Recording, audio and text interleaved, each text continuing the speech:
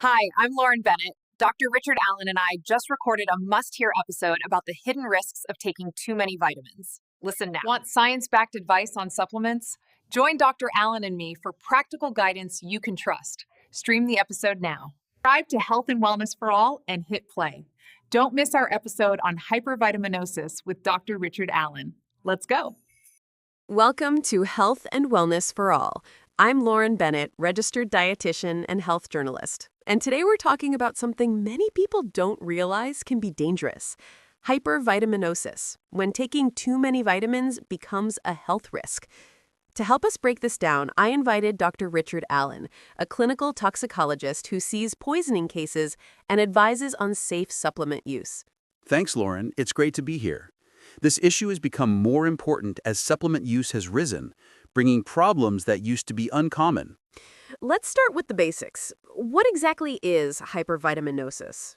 Hypervitaminosis refers to abnormally high levels of a vitamin that cause toxic effects in the body. While we often think of vitamins as purely beneficial, too much can be harmful. Clinically, we distinguish between acute hypervitaminosis, a very large dose taken over a short period, and chronic hypervitaminosis, excessive intake over weeks to months.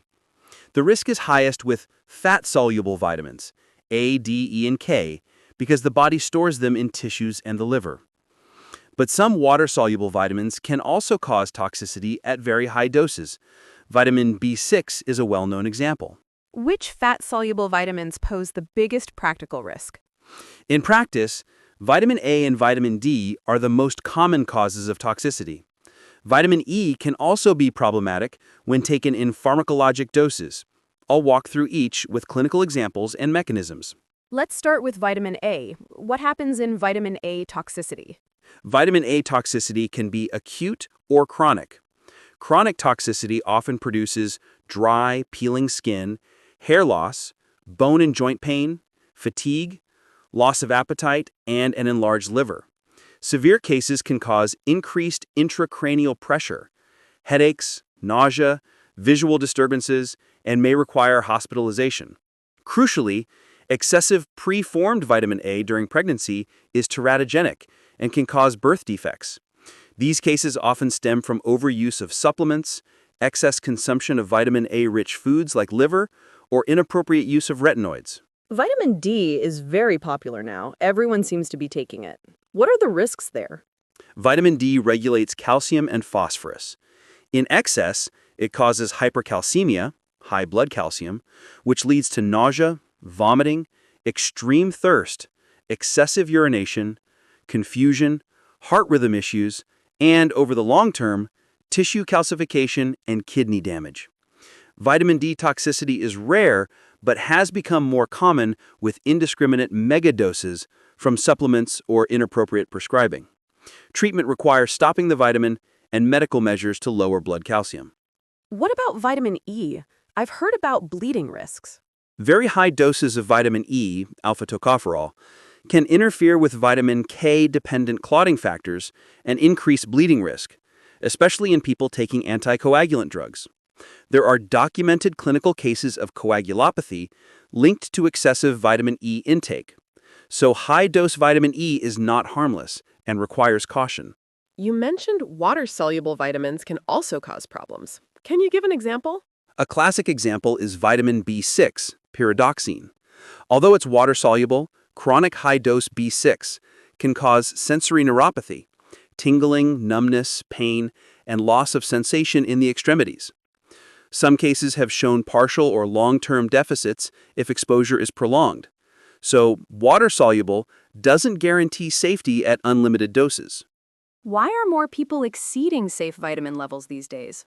Several reasons: the explosion of multivitamins and performance formulas, taking multiple products without medical guidance so doses add up, self-prescribing megadoses for perceived benefits like immune boosting, mislabeled or contaminated products, and the mistaken belief that more is better. Fortified foods and aggressive supplementation also contribute. How is hypervitaminosis diagnosed? It depends on the vitamin. For vitamin D, we measure serum 25-hydroxyvitamin D and calcium. For vitamin A, The clinical history of supplement use combined with symptoms is often the key. Labs may show liver abnormalities or signs of increased intracranial pressure in severe cases. For vitamin E and B6, the workup is driven by presenting symptoms and relevant labs. One of the most important diagnostic tools is a careful medication and supplement history. Patients often forget to mention OTT vitamins unless asked specifically. What are the treatments when someone presents with hypervitaminosis? The first step is always stop the source. After that, treatment is supportive and targeted. Vitamin D toxicity is managed by correcting hypercalcemia with aggressive hydration, diuretics, bisphosphonates, or other agents depending on severity. Vitamin A toxicity focuses on symptom management, liver support, and treating intracranial hypertension if present. For vitamin B6-induced neuropathy, stopping the vitamin often leads to improvement, but the longer the exposure, the greater the risk of persistent symptoms. Are there official guidelines about safe upper intake levels? Yes, agencies like the U.S. National Academies publish tolerable upper intake levels, daily intake thresholds unlikely to cause adverse effects in most healthy people. ULs vary by vitamin, age, pregnancy status, and other factors. The NIH Office of Dietary Supplements has accessible fact sheets.